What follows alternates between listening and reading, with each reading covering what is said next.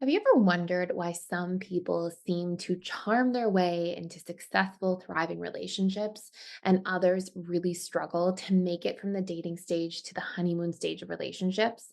Well, in this video, I am going to cover three really powerful tools and strategies that you need to know in order to be successful at dating.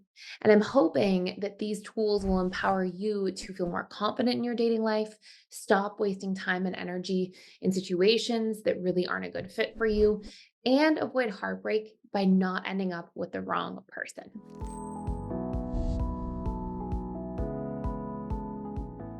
Hello and welcome. If you're new here, my name is Thais Gibson, and I am the founder of the Personal Development School. And I created the Personal Development School after about 10 years in client based practice and a personal journey of healing my own attachment style. And on this channel, we often talk about different subconscious reprogramming techniques. We talk a lot about attachment styles in general, dating, and powerful tips for harmonious relationships. So let's talk about the three powerful tools that are going to make you successful at dating. Tool number one, and I cannot stress this enough, is that we need to actually have clarity. I can remember sitting down in a client session years ago and having somebody come in. This is probably about 6 months into working with people. And they said, Thais, I'm here because I'm at a crossroads in my relationship. I really want to have children, and the person I'm dating does not. And this is something that, we're 5 years into the relationship now. And for me, it's a non negotiable. For them, it's a non negotiable. But I guess we just both thought each other would change. And in the following 10 years or so, I saw this countless times. In fact, it surprised me so much how frequently I would see things like this because people, when they started off dating, did not get powerful tip number one right, which is clarity. What do I mean by clarity? I mean that we need three major components within the step of clarity that make a huge difference. We need to know our non negotiables, we need to know our standards, and we need to know our morals. And if this is something we haven't discovered within ourselves yet, we are probably much more likely to date the wrong person and learn these things the hard way in a reactive form. So, our non negotiables, first and foremost, are the parts of dating where we learn what is absolutely not okay with us. Okay. The example I gave to you of my client who said, I want kids. They don't want children. I had another client who we'll call Jane, and her mother unfortunately passed away from lung cancer. And her non negotiable was, I will never date a smoker, right? So, our non negotiables can be different. Somebody else may say that that's absolutely not a non negotiable for them and they're fine with smoking or they are a smoker. It's not that these non-negotiables are, the same for everybody. It's that they are really unique for the individual. But these are things that if we do not know ahead of time, if we were to end up in a relationship with somebody who had a non-negotiable, essentially at its core, it would be some form of betrayal or detriment to the relationship to ourselves. It's like we would be betraying ourselves if we dated somebody who had these things or even was missing these things. So the non-negotiables are the things that are you will not budge on. They are your deal breakers in relationships. They are so important that you know ahead of time so that you don't fall into the trap like my client did with, years into the relationship realizing they ended up with the wrong person because they thought the person would change or they didn't know these things loud and clear from the get-go. Now, still under the step one of clarity, we have standards. Okay. And our standards really boil down to the things that are important to us. I don't want you to go into dating with this rigid checklist of 40 things that you need in order to feel like you can be successful at dating or in order to feel like you find the right match. But our standards are the things that are meaningful to us, but we're okay to compromise on a couple, but we're really looking for a broad few. They can be things like wanting somebody to be interested in personal growth, wanting somebody who cares to live a healthy lifestyle. They can be things that are meaningful to you, important to you. I'll share an example of another client who said a really important standard for them was that they wanted somebody to travel with. They were big on exploration, big on travel. But when we boiled down to it, they started dating somebody and actually found somebody who they were really happy with, who had all these amazing things going, but they didn't love traveling. They weren't against it, but it wasn't something they were as passionate about as my client was. And this is a good example of a standard because they said, there's all these amazing things about this person.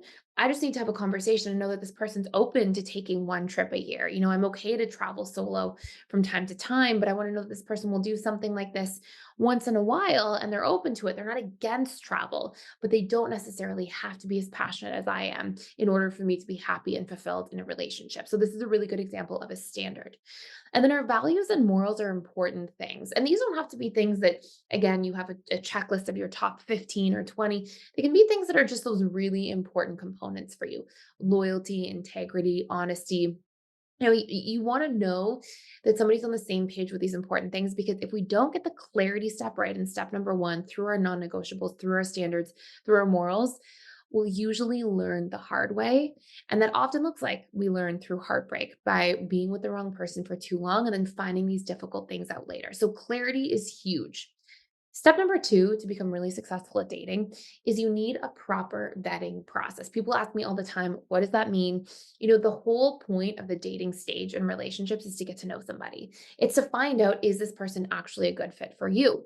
So, a vetting process, usually what I would recommend to clients is I would say sit down and on your very first date, just do something light and easy. The last thing you want, because I would see this time and time again, is that you meet somebody, let's say on a dating app, and you commit to going out to some kind of fancy, expensive dinner where you're stuck there for 3 hours. And in the first 5 minutes, this is not the person for you. So don't set yourself up for that. Dating is about really learning yourself, learning about other people, your likes, your dislikes, and forming a bit of a strategy around it. So if you can go on your first date and sit for a quick coffee or one drink and just say, hey, I'm passing by your area, or let's meet in this space that's a middle ground before I head out to something else that I have a commitment to do. Let's just grab a quick drink or a quick coffee, something like that, where you spend 30 minutes and you just feel out if this is the right person, right? Is there a bit of a bond? Is there a bit of a connection, some chemistry? That should ideally be your first date. And then what you can do is, if that's a yes for you, if you feel a connection, a bit of a spark, then in your future dates, a great goal is, rather than sitting down, now that you have your non negotiables, your standards, and your morals, rather than sitting down and speaking to somebody like it's a job interview and asking them, all those 15 things at once, what you should ideally set the intention to do is ask one or two important questions per date. Okay. If, for example, something that's important to you is that somebody is, believes in God, for example, it doesn't like have to be that you sit down and say, do you believe in God? Yes or no. It shouldn't be this rigid interview type of question. It might be something like, hey, do you go to church? Do you observe any kind of religion? What are you interested in that way? And it's you getting to know the person, right? You want to have these questions once or twice a date in a really informal way, where it feels genuine and authentic for you to just sort of strike up a conversation in a broad way about it. Generally, earlier on, the more broad your questions are, the less kind of confronting they feel. So if you say, do you go to church every Sunday? It's different than saying, hey, do you ever go to church? Did you grow up in a religious family? If it's more broad and open, it feels less confronting. And it's a good way to get the conversation going, get answers to these questions so you can vet and properly see if somebody, has the standards that you're looking for in a relationship, without it feeling too much like it's in a job interview kind of setting. So I have some really exciting news, and it's that integrated attachment theory training is back. In other words, you can be trained to become a relationship coach certified in integrated attachment theory in literally 60 days. So who is this for? Well, of course, this is for any individual who wants to make an impact and really be of service to others while also obtaining freedom and flexibility and abundance in their lives. And this is also for anybody who's already a counselor, a therapist, a coach, and just really wants to expand their toolkit. We've had so many people enter into the integrated attachment theory program because they're just looking to obtain a certain degree of mastery in terms of understanding their own attachment patterns, and also the attachment patterns of maybe their children or partner or other loved ones in their lives, so they can really support those people and understand them more deeply.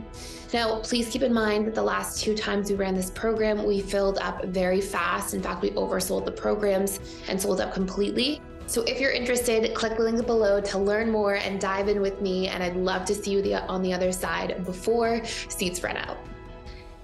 Tip number 3, And before I tell you this really quickly, if you actually want to do a really deep dive into a course around this, I have a course you can check out fully for free for 7 days. It's called How to Master the Dating Stage of Relationships. And I'll actually put the link down below for you if you want to check it out. But number three is the ability to communicate and resolve things. Okay. I cannot stress this enough. And here's why. I'll give you an example of another client. I had a client we'll just call Bob. And Bob was a little bit more avoidant leaning, a little bit more afraid to be too vulnerable in relationships. And he started dating somebody. And early on, he said, "This person, when I go to their house, they're messy." And he said, "That's a non-negotiable for me. I'm not doing it." But when we actually looked, he hadn't differentiated between something that's a standard to him and a non-negotiable to him. And he hadn't felt fulfilled in his capacity or ability to have conversations around conflicting things. So what we found is that I encourage him, hey, just go to this person and talk to them about how cleanliness and organization is important to you and ask them if they could see themselves working on that down the road should you ever live together.